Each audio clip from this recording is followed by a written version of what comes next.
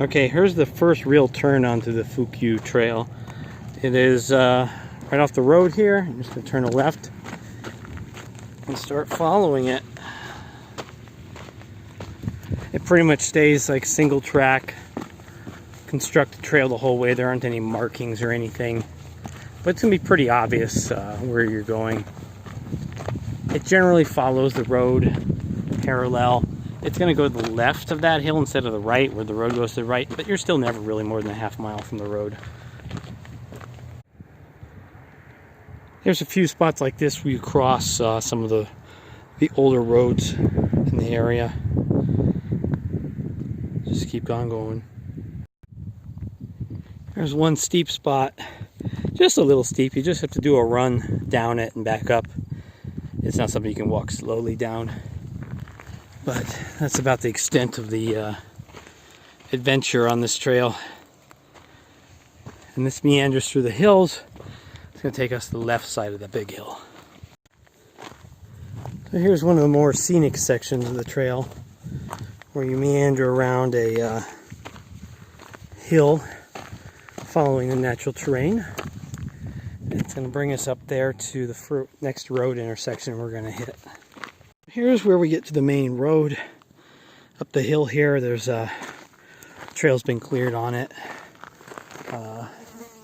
Also, there's if you went up the road and around, you could get to some of the red stuff on top. That's the trail to Mountain Springs Ridge.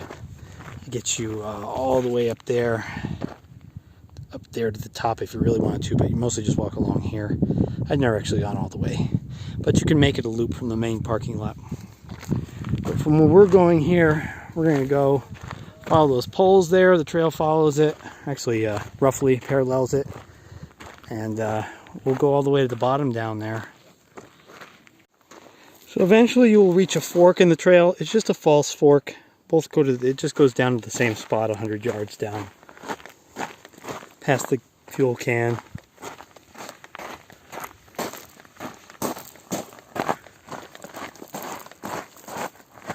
Through the shade trees. It connects right back up here. The canyon you walk down here is one of the most scenic sections. You've got pretty good views of the sandstone end of Red Rock here. There's also some small cave-looking structures up there on the hill. You'll see as you walk by. Keep an eye for them. You might have noticed it's shaded, and it's 5 p.m. in the middle of June, so the longest day of the year, and we've got shade already here, which is nice for at least a good 20 minutes of walking in the shade. I'm sure it'll be shady on the way back too. Probably be mostly shade, so this is not bad for an early or late afternoon hike. It's about just in the low 90s in town, so it's just cool enough for a hike up here. I wouldn't go if it's anywhere above 90 in town. You might find it starting to get a little warm up here. But it's not too bad for mid-June. One thing about this trail is I've passed at least 2 sets of mountain bikers. So you always want to be wary to your back if you're going downhill, that they don't come up on you real fast. Always have an eye as to where you can jump, or where you're going to jump, because you ain't going to have a choice if they're coming too fast. The path really follows the top of the hill here. It used to be you had to walk on that road over there, and that was much rougher, and that went up and down. This is a much more gradual descent, much improved. Eventually you will reach the razor wire fence, barbed wire fence I should say. Some survey markers from the recent road construction. The trail parallels that. You'll get some pretty close up to the road there. For some reason you need to be there. And the trail is going to head away from the road a little bit and go down into the wash there. So this trail features these quite amazing little bridges across some of the little washes here. Very scenic. Amazingly well done.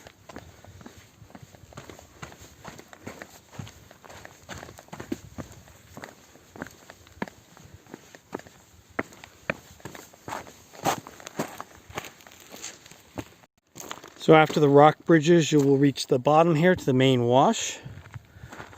Trail parallels the wash.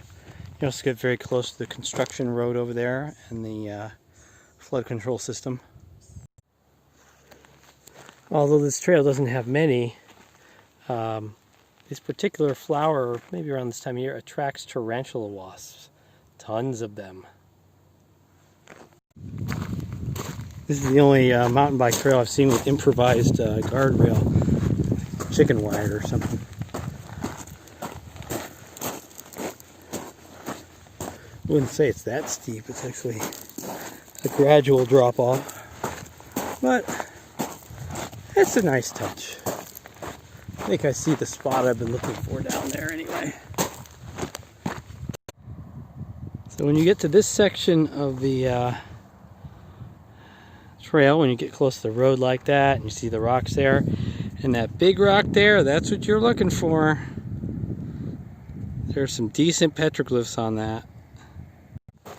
So here we are at the rock from the bottom,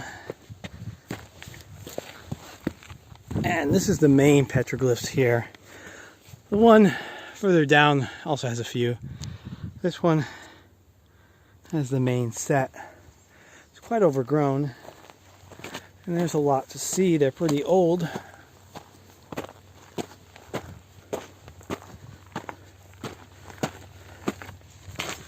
These here, and you've got some here.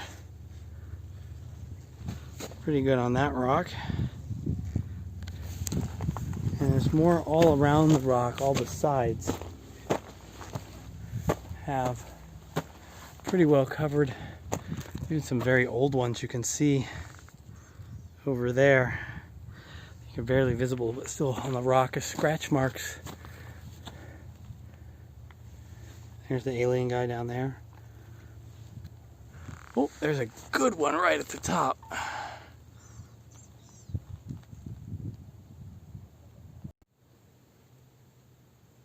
If you walk inside the shelter here, it is significantly cooler than outside of it. It's very nice, even though it's not that deep. There's a nice coolness in here. Since I am at the lowest altitude right now. Now, when you're done, you return the way you came. Go back up. There's also some glyphs on this side. It's quite well covered. Make sure you walk all the way around it. You actually get one of the better views of the petroglyphs if you actually take a step back. The ones on top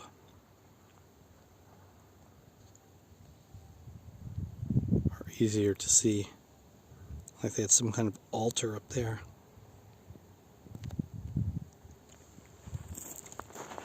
Also, don't forget to miss some historic graffiti here. 1925. What's nice is the return trail, although it is uphill. It's after 6 p.m. here in mid-June, and it's mostly shaded.